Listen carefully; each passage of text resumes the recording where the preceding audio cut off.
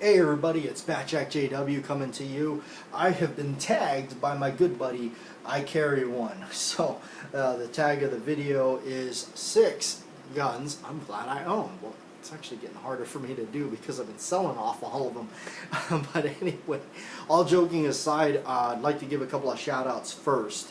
And that's to Lion Quest Fitness over there, Greg, for bringing recognition to the help to Mr. Holster. If you guys don't know who he is, Mr. Holster is in dire need of our help. He's been battling cancer. I'd like to thank Greg for setting up that GoFundMe page because that was easy enough for me to figure it out and actually make a small donation.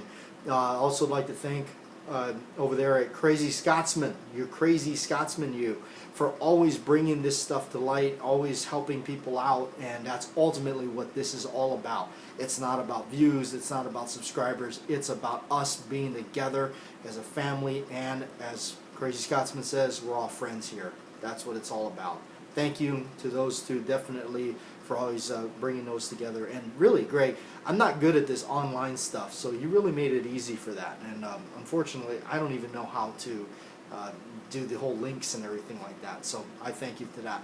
This one here, this shot is for Mr. Holster. I'm not much of a drinker, but this one's for him. To the sunny slopes of long ago. If that doesn't heat you up and cool you down at the same time. Alright, so I have compiled 6 that I'm glad I own. And it was actually kind of difficult for me to put this together because I've been kind of letting stuff go and acquiring some stuff, but you know, at the same time how I'm acquiring them, selling off stuff. Yeah, so really my biggest thing is I don't want to accumulate. I want to actually, like, if I get something new, I want to trade something out. So I just don't want the pile getting so big anymore. I kind of had to change of heart and a lot of that stuff. So, all right. So let's see. Let's start. Where are we going to start here? Well, I guess we can start back where the channel really first started. Smith & Wesson. This is a M&P 38 6-shot K-frame 38 special. Really cool gun. This one here, as you guys know, I'm a big movie guy, and that's mostly where all my firearms drive comes from. It's not necessarily what's tactical or anything. You guys know I'm not that guy. But the movie Witness, Harrison Ford, really made me want one of these, and there's it is on the list. I have plenty of videos of that, and I'm glad I own it. Alright, moving on. Another movie-related bit, and that would be, yes, the Model 29 44 Magnum Smith & Wesson 6.5-inch barrel /2 pinned and recessed, the ultimate Dirty Harry revolver. Absolutely, without a doubt. This one has been on the bucket list for me for a long time, and when I stumbled across this in a show, or no, it wasn't a show, it was a shop. It was a good buddy of mine. Stumbled across it, and that he was a good old boy. He is a good old boy, and he, you know, gave me an awesome price on it. So I knew I couldn't walk out with that. As I said it before, Arizona's been very good to me and giving me all the cool stuff I've wanted. All right, another one. Some people may say, what? Why in the world would you choose that? Beretta 92, or in this case, the M9. I don't know. It doesn't make a difference to me. It's a Beretta 92. Why?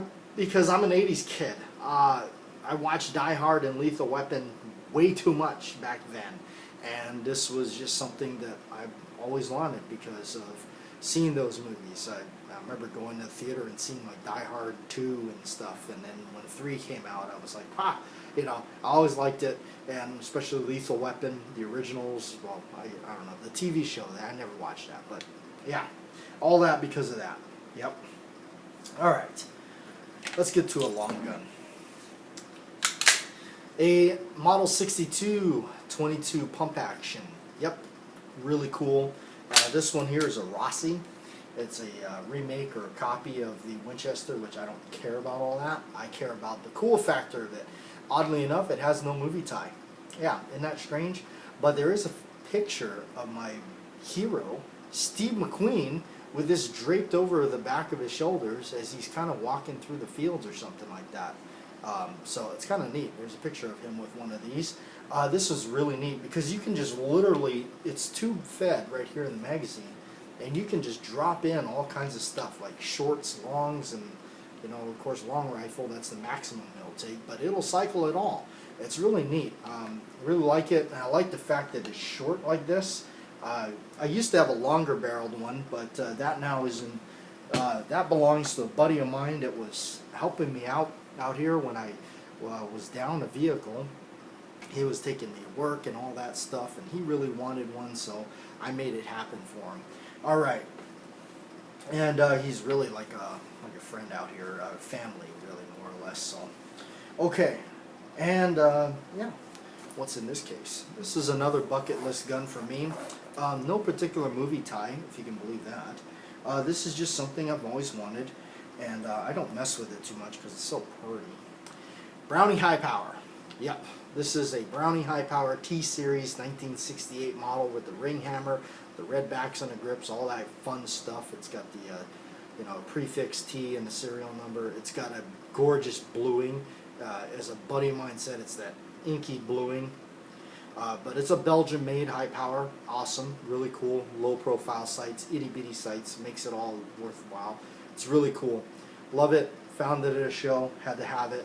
Did not want to walk away without it. So, and I scooped it up. They're not easy to find.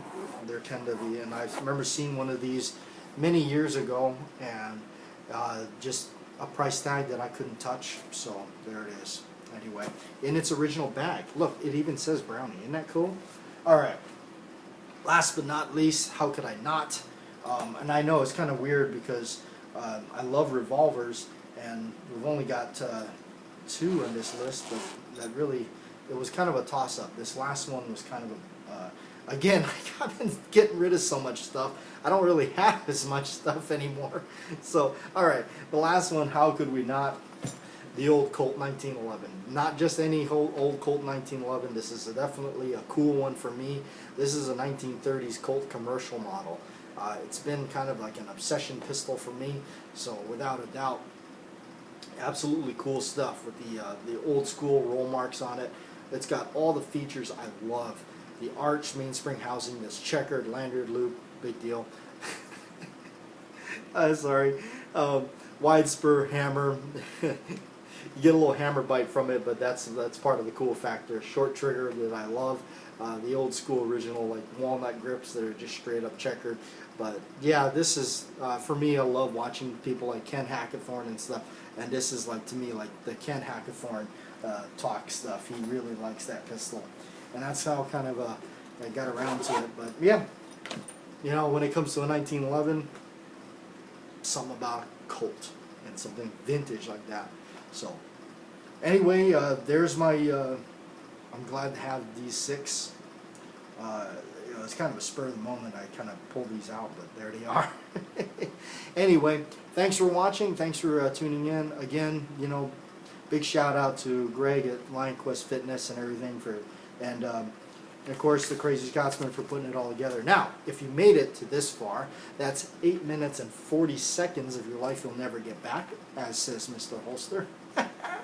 All right, I'm going to give a shout out, and I'm going to tag some people in this, as that's how I came about with this video. I got tagged by Icarryone. So I'm going to tag 3 people, and those that I'm going to tag is Trees A-Blowin'. Yes, I'm tagging you to the 6 that you are glad to own, and TR Prepper, and the real Cobra Burnout. That's right, the real one, not the fake one. I want the real Cobra Burnout.